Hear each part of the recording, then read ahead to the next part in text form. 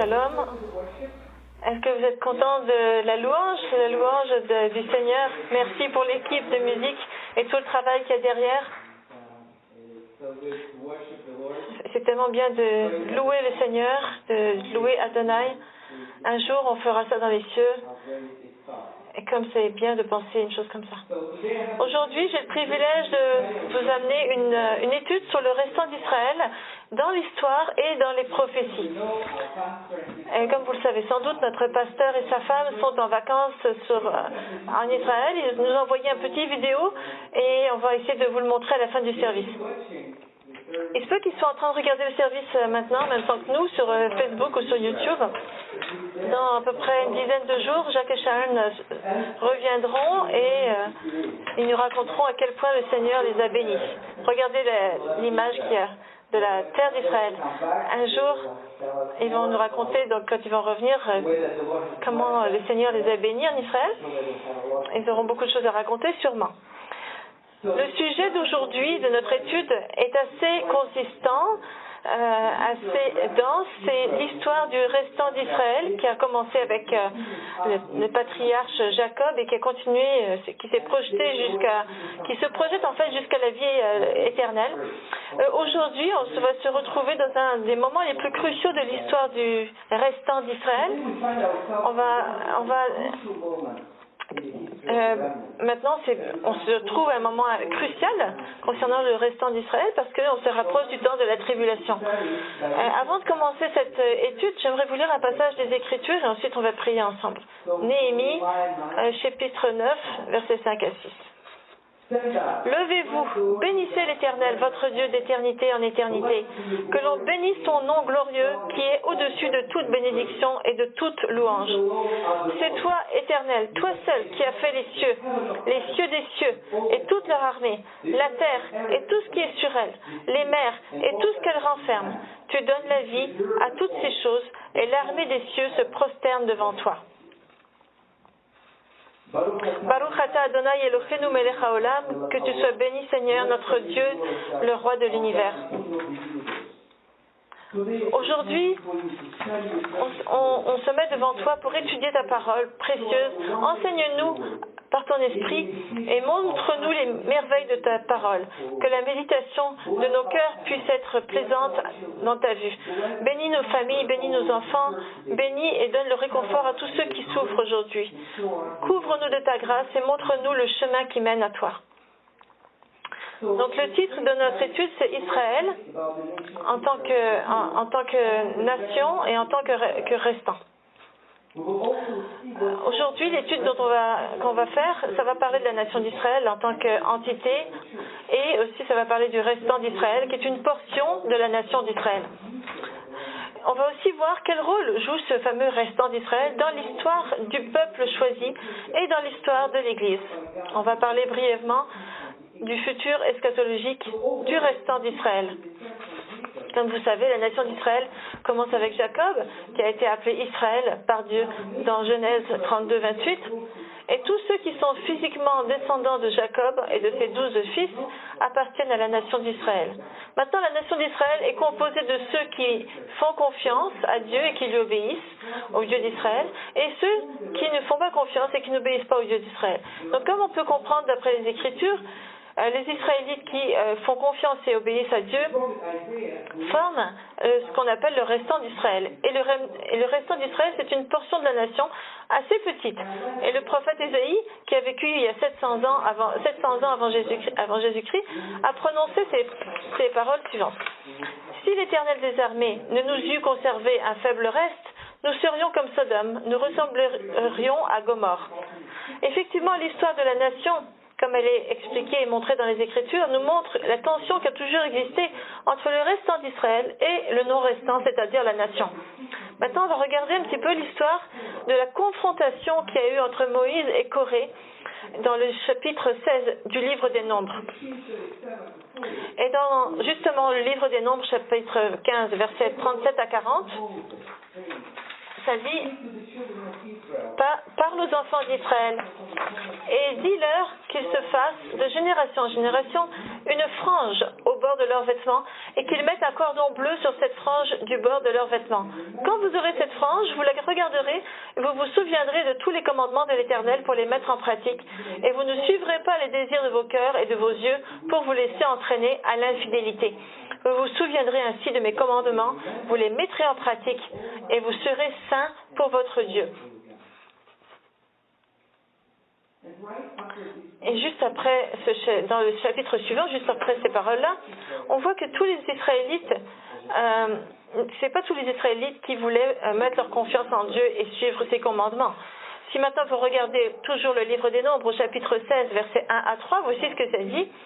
Coré, fils de Jitsar, fils de Kéhat, fils de Lévi, se révolta avec Dathan et Abiram, fils d'Eliab, et On, fils de Pélet, tous trois fils de Ruben.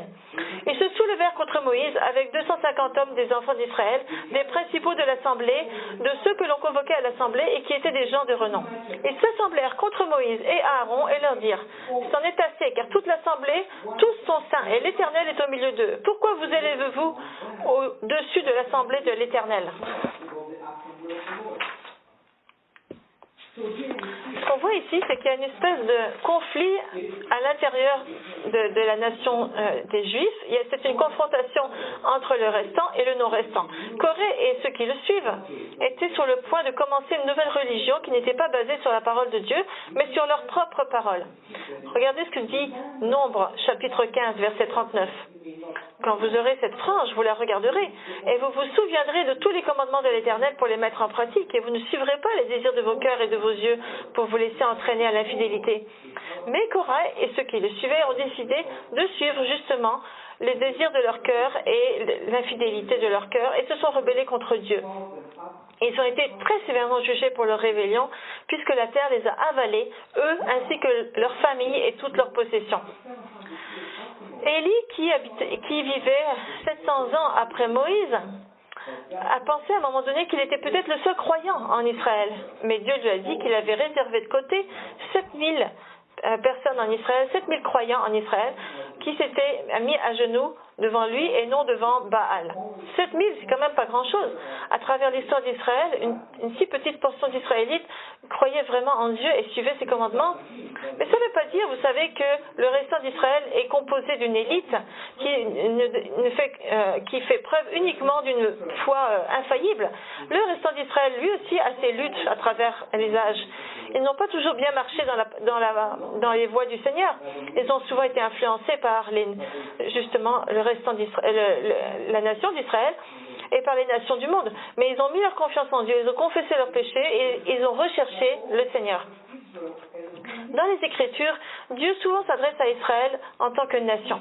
Mais dans certains passages, il y a une distinction à faire entre le restant et le non-restant qui est montrée. Regardez, si vous prenez le psaume 50, regardez de quelle façon Dieu va s'adresser à Israël en tant que nation et à Israël en tant que restant. Donc il y a une différence entre la façon dont il s'adresse au restant et la façon dont il s'adresse au non-restant. Psaume 50, versets 7 à 8. Écoute mon peuple, et je parlerai. Israël, et je t'avertirai. Je suis ton Dieu, ton Dieu. Ce n'est pas pour tes sacrifices que je te fais des reproches. Tes holocaustes sont constamment devant moi. Donc ici, on voit que Dieu s'adresse à Israël en tant qu'une entièreté, une entité. Lorsqu'il dit « Écoute mon peuple, et je parlerai Israël ». Ensuite, dans les versets 14 à 15, eh bien, il exhorte Israël à offrir à Dieu des actions de grâce. Regardez ce que ça dit. Offre pour sacrifice à Dieu des actions de grâce et accomplis tes vœux envers le Très-Haut. Et invoque-moi au jour de ta détresse et je te délivrerai et tu me glorifieras. Dans ces versets, Dieu rappelle à son peuple que les offrandes des sacrifices, ces sacrifices, ça veut rien dire à Dieu si ça ne vient pas d'une bonne attitude du cœur. Ici, nous avons une leçon de foi qui s'adresse à chacun d'entre nous pour toutes les choses qui sont arrivées aux Israélites ont été écrites afin de nous mettre en garde. Avant que nous offrions quoi que ce soit à Dieu, un service, un sacrifice personnel, nous devons d'abord être reconnaissants pour tout ce que Dieu a fait pour nous. Et si nous n'avons pas reçu de Dieu ce que nous désirions, nous devrions de toute façon le remercier pour ce qu'il a donné avant, et nous devrions recevoir le salut de Dieu à travers le sacrifice du Fils unique de Dieu, afin que nous ne cessions jamais de le remercier pour tout ce qu'il a fait pour nous.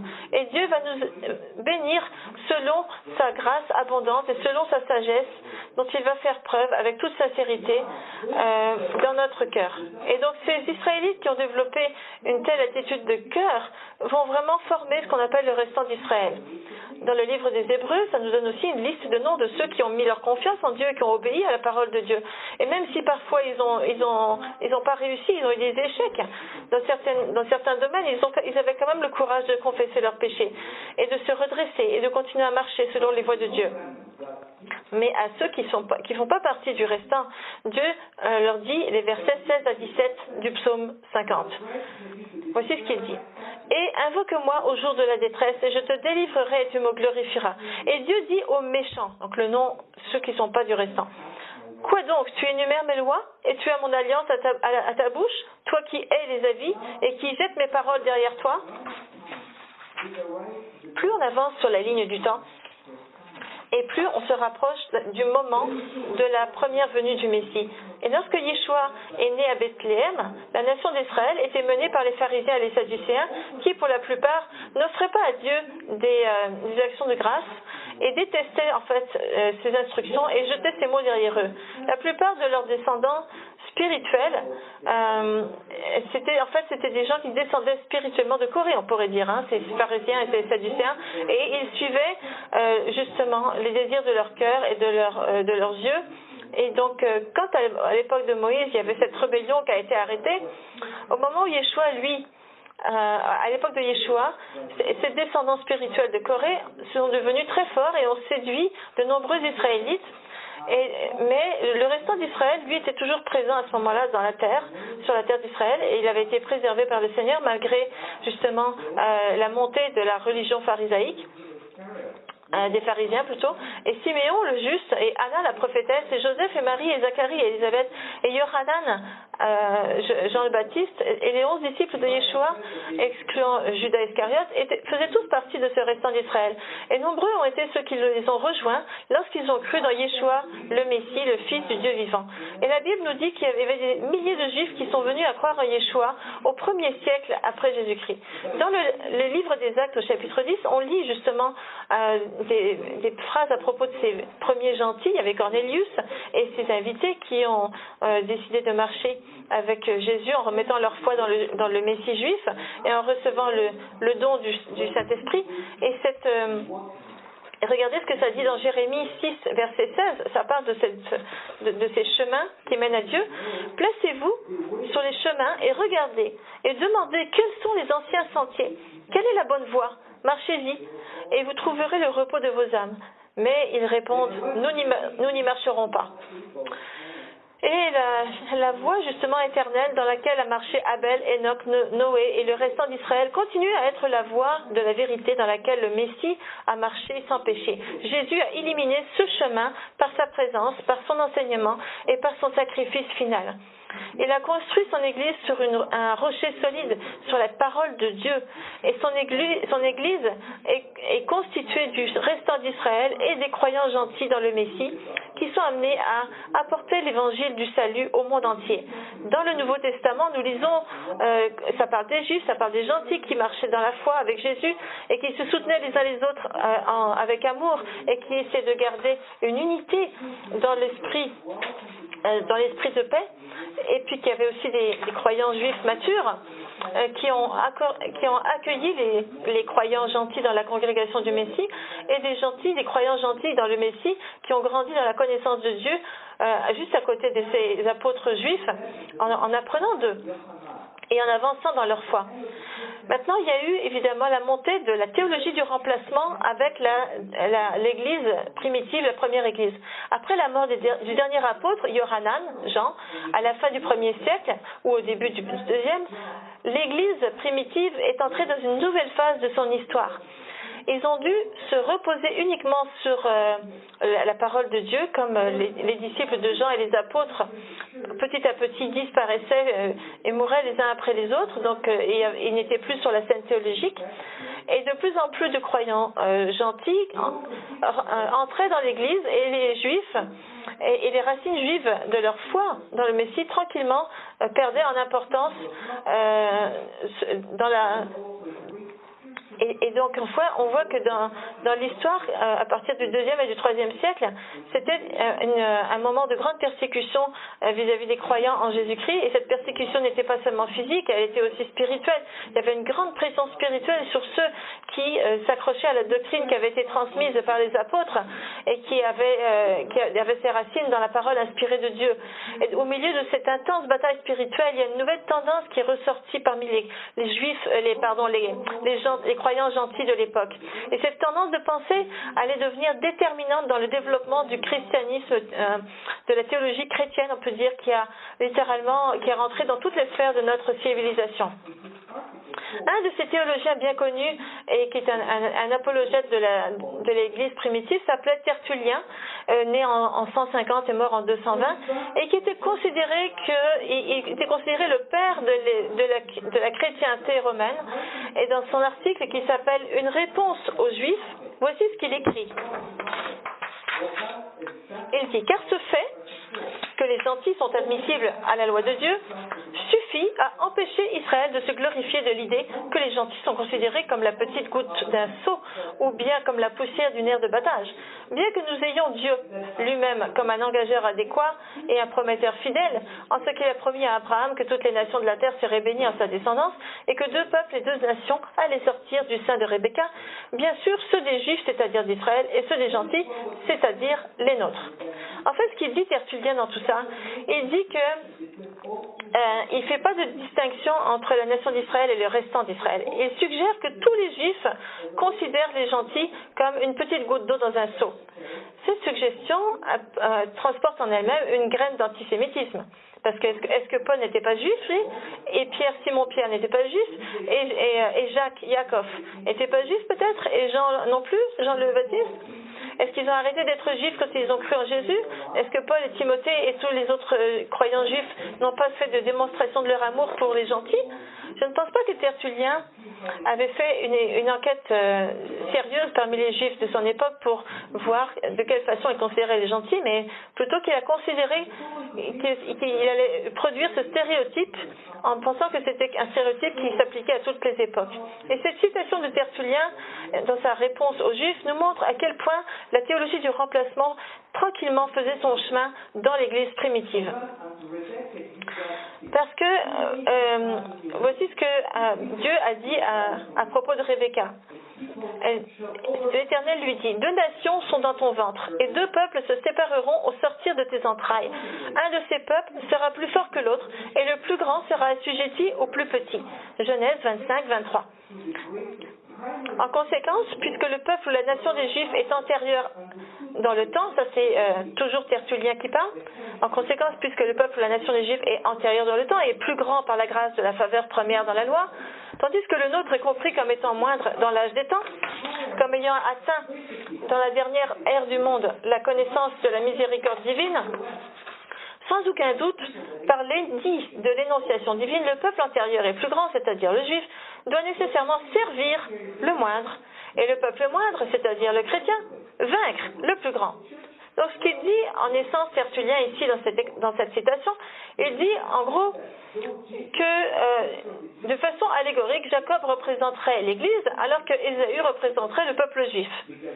Donc ça c'est une lecture allégorique des Écritures. Et Tertullien dit que si Jacob est l'ancêtre des Juifs physiquement, les promesses qui lui ont été données devraient maintenant être dirigées vers l'Église, puisque Dieu a béni l'Église qui est plus jeune en âge que Israël. Et donc, selon les mots de Tertullien, Ésaü représenterait le peuple juif qui devrait servir l'Église, représenté par Jacob. Et ce genre de pensée vraiment va réduire complètement l'idée que le restant d'Israël était très important entre les mains de Dieu pour ce qui était de la formation de l'Église. Ça vient diminuer complètement le rôle du restant d'Israël et ça vient diminuer le rôle que les Juifs ont joué dans le corps du Messie. Malheureusement, les paroles de Tertullien ont trouvé un écho parmi d'autres personnes qui suivaient sa pensée.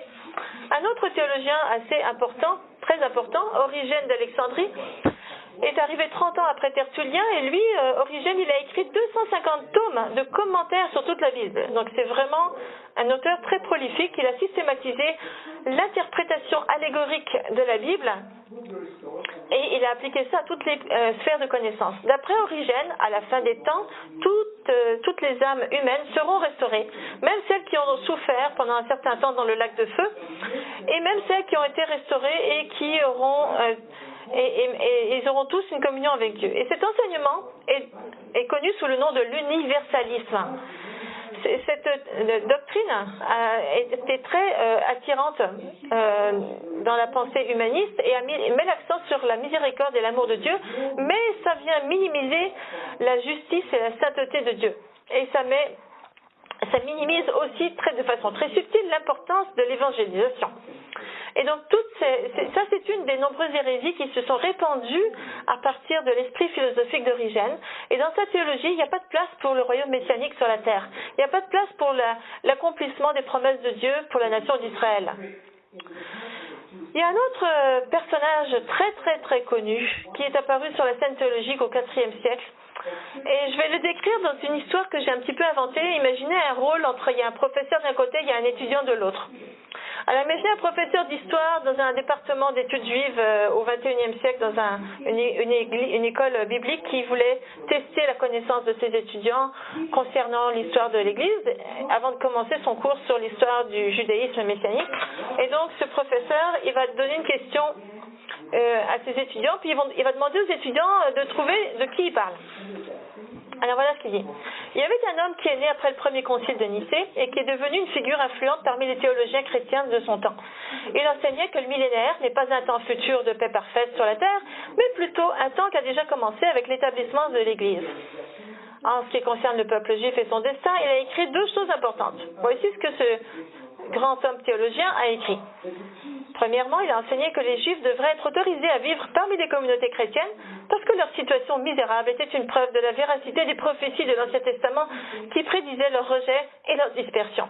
Deuxièmement, il enseignait sur la base de son interprétation allégorique du psaume 59:12 que les Juifs devraient néanmoins être limités dans leurs privilèges et continuellement humiliés. Alors le professeur arrête de lire cette citation et il dit « Mais alors, de qui s'agit-il » Et les étudiants étudiaient, ils hésitaient à donner une réponse et l'enseignant disait « Eh bien cet homme, c'est celui qu'on appelle Saint Augustin, ou Augustin d'Hippone, de la ville de Hippone, un des 4 plus grands docteurs de l'Église catholique romaine qui a influencé de nombreux théologiens à travers l'histoire et dont les écrits sont toujours tenus en grande estime par de nombreuses personnes. » J'ai un peu inventé cette situation pour mettre l'accent sur l'importance de rassembler l'information en ce qui concerne les personnages historiques très connus qui ont influencé énormément le christianisme jusqu'à aujourd'hui. Et si on comprend quelles erreurs ont existé dans leur interprétation allégorique des Écritures, on sera mieux équipé pour ne pas répéter ces erreurs nous-mêmes. Alors, on va d'abord prendre un passage pour illustrer ça, le passage de Galates. Chapitre 3, versets 26 à 29, on va analyser ces passages-là et ça va parler du restant d'Israël et de la place du restant d'Israël dans le corps du Messie. Donc Galates 3, 26 à 29. Car vous êtes tous fils de Dieu par la foi en Jésus-Christ. Vous tous qui avez été baptisés en Christ, vous avez revêtu Christ. Il n'y a plus ni juif ni grec, il n'y a plus ni esclave ni libre, il n'y a plus ni homme ni femme, car tous vous êtes un en Jésus-Christ. Et si vous êtes un Jésus-Christ, vous êtes donc la postérité d'Abraham, héritier selon la promesse. Ce que Paul dit dans ce passage, c'est que nous avons tous accès à Dieu à travers la foi dans Jésus. De la même façon que les genres masculins et féminins sont préservés, la distinction entre juifs et gentils aussi est préservée. Quand on lit ce passage, on doit garder à l'esprit que sous la loi de Moïse, le peuple juif avait des privilèges que les gentils n'avaient pas, en ce qui concernait par exemple le fait d'adorer dans le temple. Seuls les juifs étaient admis à rentrer dans la cour intérieure du temple, alors qu'il y avait une cour extérieure qui était faite pour les gentils. Il y avait aussi une cour pour les femmes. Et seulement les Lévites, eux, avaient le droit de rentrer dans le Saint des Saints. Et seulement le grand prêtre, lui, un descendant de Aaron, avait le droit d'entrer dans le Saint des Saints une fois par an à l'occasion du Yom Kippour. Paul dit aux Galatiens, Galatiens, que alors que le Messie nous a rachetés de la malédiction de la loi, nous, les croyants, les juifs et gentils, hommes et femmes, nous avons tous le même accès à Dieu. En même temps, hommes et femmes doivent garder leur rôle respectif à l'intérieur du mariage et à l'intérieur de l'église locale. De la même façon, les juifs et les gentils ont différentes fonctions à l'intérieur du corps du Messie. Une de ces fonctions dans l'histoire, c'est justement l'évangélisation aux juifs. Paul étant un apôtre aux gentils, avait tellement d'amour pour son peuple, pour le peuple des Juifs, et était prêt à être mis de côté pour le Messie afin qu'eux puissent être sauvés. Rappelez-vous le chapitre 9 de Romains, dans le verset 1 à 5, qui dit « Je dis la vérité en Christ, je ne mens point, ma conscience m'en rend témoignage par le Saint-Esprit. J'éprouve une grande tristesse, et j'ai dans le cœur un chagrin continuel, car je voudrais moi-même être anathème et séparé de Christ pour mes frères, mes parents selon la chair, qui sont israélites, à qui appartiennent l'adoption et la gloire et les alliances et la loi et le culte et les promesses et les patriarches, et de qui est issu selon la chair le Christ, qui est au-dessus de toutes choses, Dieu béni éternellement. Amen.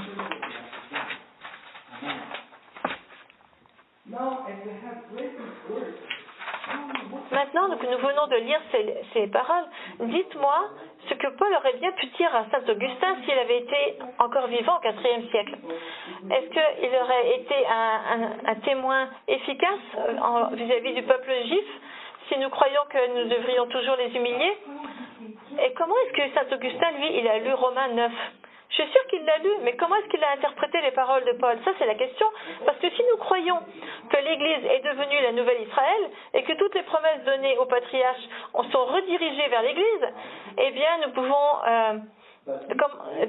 comment est-ce qu'on peut lire les paroles de Paul et trouver le sens du texte? Mais ce sens du texte...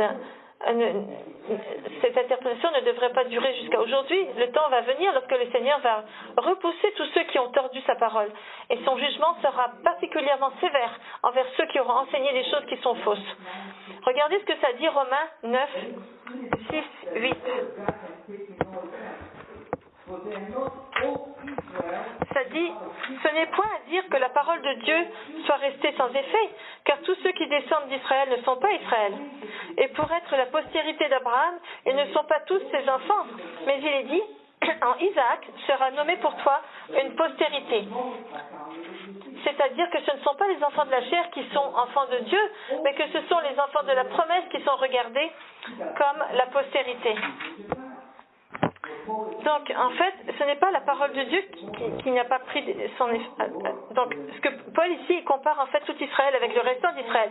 Il ne compare pas dans ce passage les Juifs et les gentils. Ce que Paul il dit, c'est que seulement les Israélites qui font confiance au Seigneur vont hériter de ces promesses.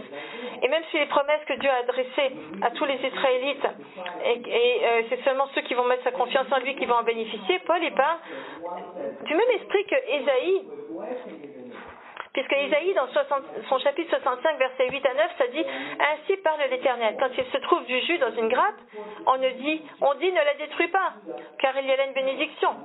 J'agirai de même pour l'amour de mes serviteurs, afin de ne pas tout détruire. Et je ferai sortir de Jacob une postérité et de Juda un héritier. » Et donc il dit mes serviteurs dans ce verset, ça désigne le restant d'Israël. L'Israël de Dieu dont Paul parle dans Corinthiens 6, 16.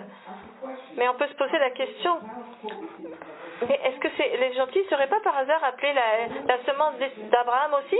Et oui, à la fois les Juifs et les gentils qui croient en Jésus sont les descendants d'Abraham par la foi. Donc les Juifs croyants, selon la chair et selon l'esprit, et les croyants gentils selon l'esprit seulement, et non pas selon la chair. Mais dans certains passages, les apôtres, ils s'adressent directement aux Juifs, et dans d'autres passages, ils s'adressent aux gentils uniquement. Et dans d'autres passages encore, ils s'adressent et aux Juifs et aux gentils qui forment ce qu'on appelle le corps du Messie. Mais vraiment, les Juifs ne sont en aucun cas supérieurs aux gentils, et les gentils ne sont en aucun cas supérieurs aux Juifs, puisque tous ont péché et tous ont manqué de la gloire de Dieu. Et donc, ce qui appartient aux Juifs ne devrait pas leur être retiré. Et c'est triste de voir que ça a été retiré par de nombreux théologiens chrétiens qui se sont habillés de la théologie du remplacement. Et donc certains pourraient penser que l'évangélisation aux Juifs n'est pas si importante pour Dieu, puisqu'après tout, tous les Juifs c'est une population minoritaire. Mais comment ça se fait donc que Paul, un apôtre gentil, était prêt à être maudit de Christ pour s'il réussissait à sauver les gens qui font partie, s'il réussissait à sauver ses frères juifs? Comment on peut prêcher la parole aux Juifs sans leur dire que les promesses de Dieu sont réelles et que ce sont des promesses qui appartiennent aux Juifs et qui sont prêtes à être accomplies? Regardez ce que dit Paul dans Romains chapitre 11, versets 13 à 15. Il dit, je vous le dis à vous, païens, en tant que je suis apôtre des païens, je glorifie mon ministère, afin, s'il est possible, d'exciter la jalousie de ceux de ma race et d'en sauver quelques-uns. Car si leur rejet a été la réconciliation du monde, que sera leur réintégration sinon une vie d'entre les morts? Donc l'Esprit de Dieu qui a inspiré Paul dans ces mots-là a vraiment un ministère particulier pour les gentils qui est de provoquer les Juifs à la jalousie. C'est-à-dire qu'en évangélisant les gentils, ça va rendre les Juifs jaloux de leurs propres paroles. Et qu'est-ce que ça veut dire? C'est que quand les gentils vivent selon la parole de Dieu, selon les standards de Dieu, du Dieu d'Israël, eh bien les Juifs, ils voient que ces gentils, ils aiment vraiment le Dieu d'Abraham, Isaac et Jacob de tout leur cœur et se retrouvent à être attirés par la foi des ancêtres de Jacob, Joseph et Moïse, David et tout ça. Et donc, en fait, si certains Juifs n'acceptent pas l'Évangile, est-ce qu'on va leur montrer de l'hostilité? Mais bien sûr que non. Est-ce qu'on va commencer plutôt à être doux et humble afin de ne pas être une pierre d'achoppement pour eux? Est-ce qu'on va pas être prêt à endurer justement le temps que ça va leur prendre pour être sauvés? Et le Messie lui-même n'a-t-il pas enduré tant de mauvais traitements pour sauver les gens de sa race? Et parce que c'est avec son amour et sa souffrance que des milliers de Juifs sont venus à croire en lui au 1er siècle. Et si le Messie avait dit des mots désagréables aux leaders religieux juifs de son époque, et s'il a dit ces mots-là, il avait l'autorité de le faire parce qu'il était le Dieu d'Israël qui est venu dans la chair et il avait le droit de juger son propre peuple. Mais est-ce que c'est notre tâche à nous de juger le peuple choisi de Dieu? Bien sûr que non. Est-ce que nous ne devrions pas plutôt trouver de multiples façons de leur apporter la vérité de l'Évangile afin que de nombreuses personnes parmi eux puissent venir à croire dans le Dieu d'Israël, le Créateur du ciel et de la terre? Quand nous étudions l'histoire de l'Église, nous voyons qu'il y a eu toujours une lutte entre les croyants gentils qui ont interprété les Écritures de façon allégorique et ceux qui ont opté pour une interprétation littérale du texte biblique. Les interprétations allégoriques des Écritures, en ce qui concerne l'eschatologie, c'est ça qui a dominé la théologie chrétienne jusqu'au milieu du XIXe siècle. Et c'est avec Darby, Schaffer et Scofield et d'autres dispensationalistes que l'interprétation littérale des Écritures a trouvé enfin sa place dans les écoles bibliques. Et c'est pas une coïncidence que les premières congrégations messianiques sont apparues à la même époque, au milieu du XIXe siècle. S'il y a quelque chose qui est particulièrement juif au 1er siècle, eh c'est de croire en Yeshua, le Messie juif, qui est devenu justement. Donc c'est l'interprétation littérale des Écritures qui a commencé à prendre forme parmi les croyants gentils, et les Juifs ont fini par reconnaître que le Nouveau Testament était complètement inspiré par la parole de Dieu et a été écrit par des apôtres juifs et des prophètes juifs, et que certains d'entre eux sont venus à croire dans Yeshua le Messie et ont formé des congrégations messianiques dans lesquelles les Juifs et les gentils ensemble adorent le même Dieu. Avant de conclure ce message, j'aimerais partager avec vous mon interprétation d'un autre passage des Écritures qui va nous aider à comprendre le rôle du restant d'Israël aujourd'hui. Maintenant, si vous prenez le chapitre 13 de l'Évangile de Matthieu, au verset 44 à 46.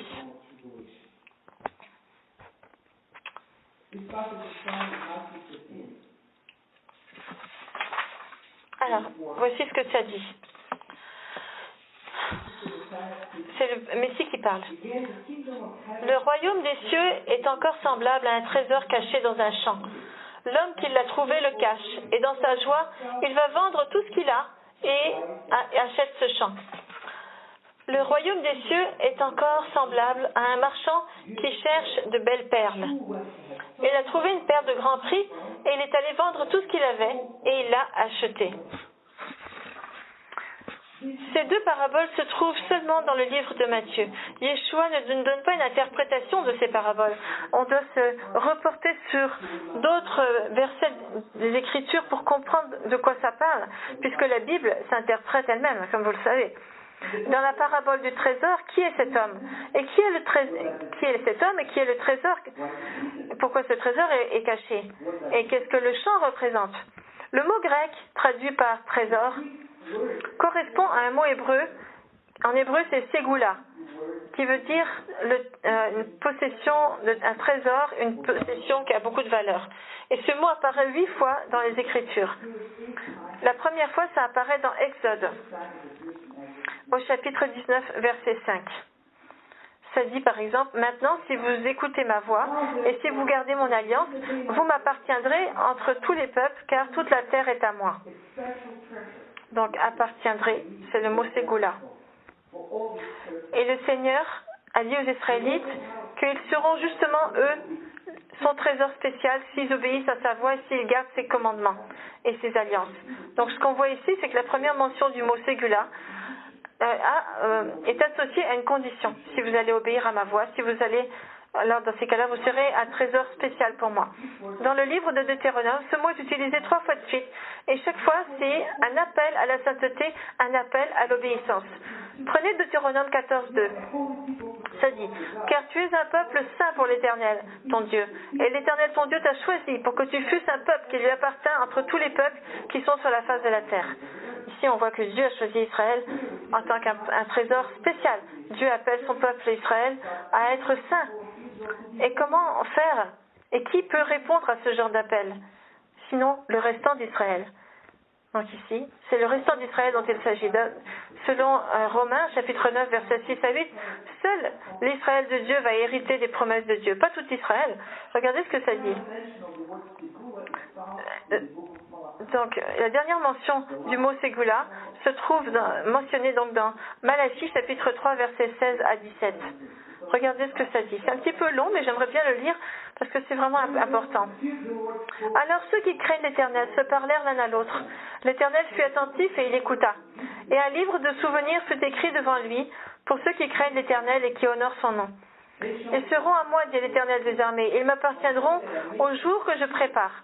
J'aurai compassion d'eux comme un homme a compassion de son fils qui le sert. Donc, et après, vous serez capable de discerner entre le méchant et le bon. Donc, Dieu, il fait une distinction entre ceux qui le servent et ceux qui ne le servent pas. Et donc, ici, le mot ségoula, ça fait référence, ce mot trésor, au restant d'Israël. Dans le contexte de la parabole de Matthieu 13, 44, le trésor, c'est le restant d'Israël que Yeshua a trouvé dans un champ lorsqu'il commence son ministère messianique. Ce trésor existe depuis Jacob et a été appelé Israël dans Genèse 32. Tous ces Israélites qui descendent de Jacob et qui ont mis leur foi dans les yeux d'Israël font partie de ce trésor. Mais ce trésor a été caché dans le champ parce que seul Dieu sait exactement qui est un vrai croyant en Israël. Et donc, quand le Messie est venu, il a trouvé des vrais croyants. Et ils sont devenus ses disciples. Et pour eux, et on leur a donné à comprendre les mystères du royaume des cieux, qu'on voit mentionné dans Matthieu 13, 11. Donc, le Messie trouve le restant d'Israël caché dans un champ. Et avec joie, il a donné toute sa vie en sacrifice pour sauver le monde entier dans lequel se trouve caché son trésor. Et par son sacrifice, eh bien, il va sauver les gens de leurs péchés. Et en faisant ça, il va racheter son trésor, le restant d'Israël. Maintenant, la question évidente, c'est qu'est-ce que la perle de grand prix représente dans Matthieu 13, 45-46. Lisons ce passage ensemble. Encore une fois, le royaume des cieux est encore semblable à un marchand qui cherche de belles perles. Il a trouvé une perle de grand prix et il est allé vendre tout ce qu'il avait et il l'a achetée. Bien que cette parabole suive la parabole du trésor, On ne devrait pas les traiter de la même façon. Elles ont bien sûr le même thème, mais ce sont deux paraboles distinctes. Le marchand qui cherche les perles précieuses, c'est le Messie.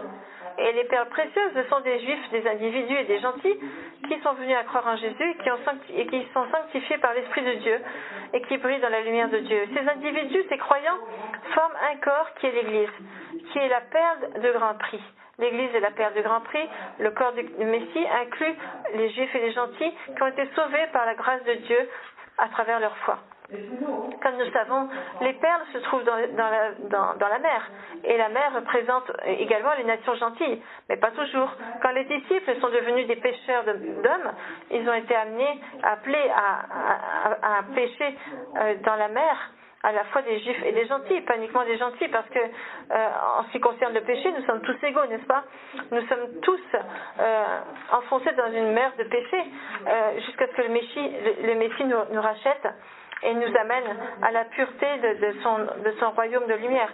Donc, en ce qui concerne notre condition humaine, les juifs et les gentils sont égaux. Ils viennent tous les deux de la mer. Et le Messie vient nous trouver et il place en nous son Église qui symbolise la perle de grand prix. Dans ces deux paraboles, on voit que le restant d'Israël appartient à deux groupes de personnes. À Israël en tant que nation et à l'Église. Et le restant d'Israël sera présent avant la formation de l'Église, était présent avant la formation de l'Église et restera présent même après l'enlèvement de l'Église. Et donc ces Juifs qui ont cru dans le Messie pendant l'âge qu'on appelle l'âge de l'Église seront ressuscités ou bien ils seront enlevés d'après les versets de 1 Thessaloniciens chapitre 4 versets 16 à 17. Et donc les Juifs qui croiront après qu'ait eu lieu l'enlèvement traverseront la grande tribulation qui est aussi appelée le temps du trouble de Jacob.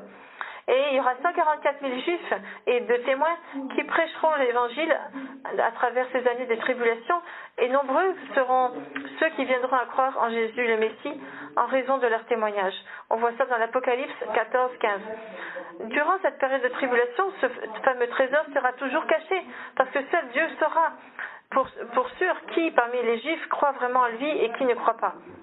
Et finalement, lorsque le Messie reviendra, ce trésor sera révélé à la vue de tous.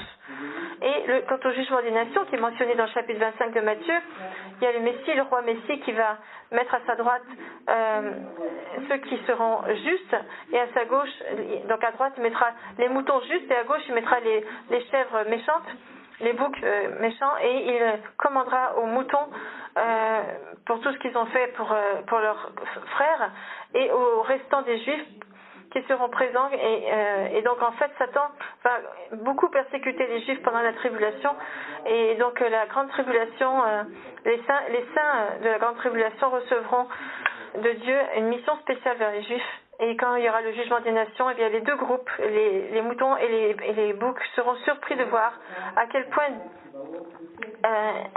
ils seront près de Dieu et près du trésor.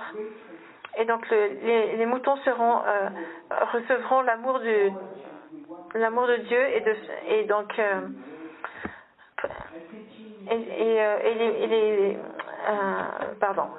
les boucs seront jetés dans l'opprobre éternel. Prions ensemble.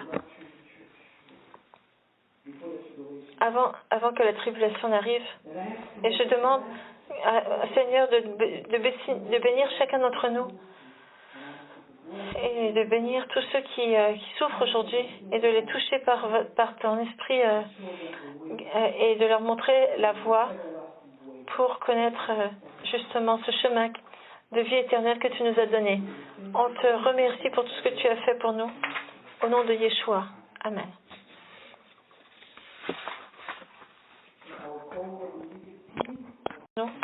Au nom de Yeshua. Amen.